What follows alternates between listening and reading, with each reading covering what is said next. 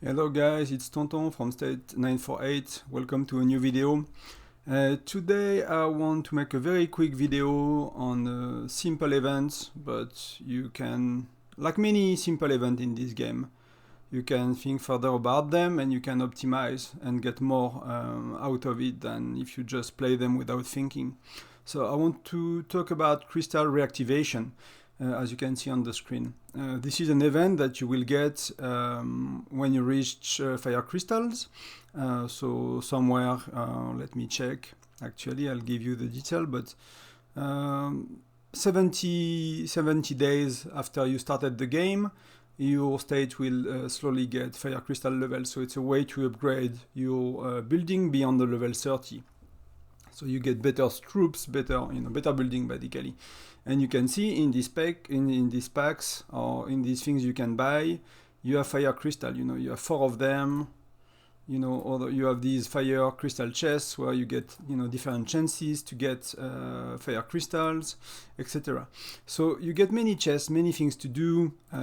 For a spender, if you really need fire crystal, you could do that. But I will talk mostly about free-to-plays.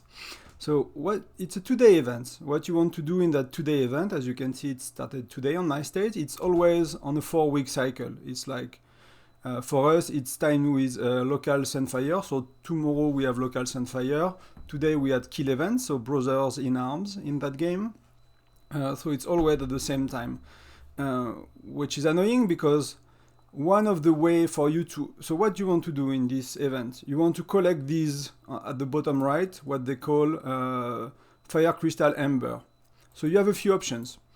You can gather, but because it's brother in arms, then you in our state tiles can be attacked. So if I gather right now, my tiles gonna be attacked, and I'm gonna have to heal troops. So I'll explain how to gather during brother in arms if that's the case for you. You can buy with gems, which is worth it, so that's why I'm doing it. I think it's worth it because you get fire crystal for gems, and gems are very common, very easy to get, and fire crystal are a lot harder. When you are at the end game, what's limiting you is not resources, is not speed up time for construction, is fire crystals. The limitation is fire crystal, so all you can do to get fire crystal is good. And so you can get them through gathering, we will see in a minute. You can get them with gems, you can get them with real money, which I don't suggest you do unless you're a big spender. And you can get them with stamina. So you don't have to use stamina cans, you just have to attack polar terrors, do your intel mission. You will do that naturally in a few minutes. That's very simple to do. So the gathering, you have a few options. I'm actually not on my main account. Let's go on my main account, I'll show you. Now, what on my farm doesn't really change much, but okay. So the gathering you can do. See, we put a sawmill, so that's to gather wood. So these are buildings that they added to the game very, very recently. So that's new. So in your alliance, so if you go to alliance territory special building, if you're R4 player or R5, so one of the alliance leader, you can put one of these.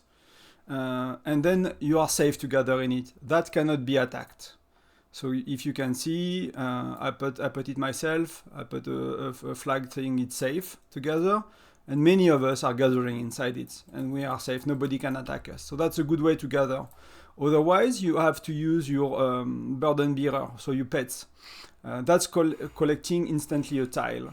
So, and the way it works, it looks very simple, but it's important to understand. It's gather an amount of resources, right? So, because if you gather either coal or iron, you have less per tile. So it's better to use, for your alliance, to use wood or food, and for your burden bearer to use wood or food as well. So you can go on wood or meat, basically. So you get more resources for your pet, for everything you do. So basically you will complete that event a lot faster. So that's just how to get the amber. That's very simple. You should not have any issue with that. Some states have tile protected during kill events, so you should even be able to gather no problem. What I wanted to talk to you about today is what to buy. because if you calculate, see, you get 5 here, you get 5 here, you cannot see, and you get 15 with gems. So in total you get 25. So, and that's how you can go about spending it. So if I get 25, I could buy 5 times this pack. So I will use 20, so I will have 5 less. So over time I will accumulate 5, and every 10 events I will be able to go to the next pack, which cost 50. My suggestion, and as you can see I'm doing, I'm waiting 2 events. I'm accumulating for 2 events. So basically, I'm doing 25 last month, I'm doing 25 this month, so I can buy one of these 2 packs. So see, they both cost 50. The difference is this one, it's about luck, and this one is a bit safer, and it's not about luck. And why you do that as well, it's because you have VIP points. That's one of the main reasons people do that. You get 2,500 VIP points. It's not much, but you get that event monthly, so it's 2,500 per month. And you get 500 for free per day, so that's 5 days for free you get, just by accumulating 2 events worth of embers. And then, to be honest, I won't go into the math of both. I think I calculated for my alliance last time. This one is a bit better. To be honest, it doesn't change much. I like to gamble sometimes, it's fun. So I'll go with that one.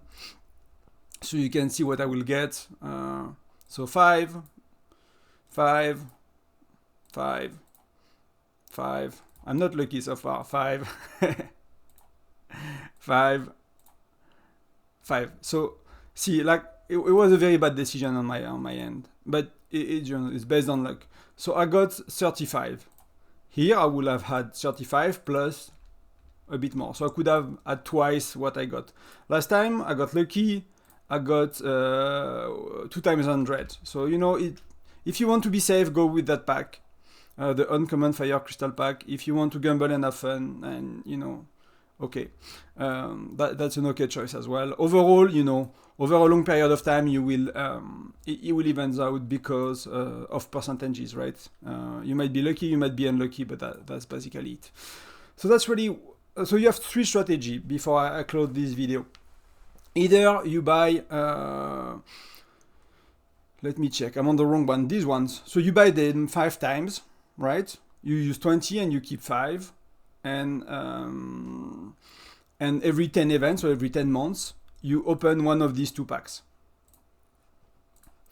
Or you have 2 strategies actually in this game, and this one, sorry. Or you collect 2 events and you buy that every 2 events. So every 2 months you get that. You could technically accumulate 4 events and get that. But you start to have a diminishing return on VIP points. Usually, I did not calculate it precisely, but in bigger packs, you always have diminishing returns on percentage of value of the pack and what you get. So often you get diminishing returns. So it does not worth to accumulate for 4 months, for example. So it's either you use it every month, and every 10 months you buy a bigger pack, or you buy it, you wait every 2 months. This philosophy can apply to Mia's Fortune, to many events like that, where you can accumulate for at least 2 or 3 events and get a lot more reward, or a tiny bit more rewards if you do so. So I'll cover all of them when they appear in game in my state.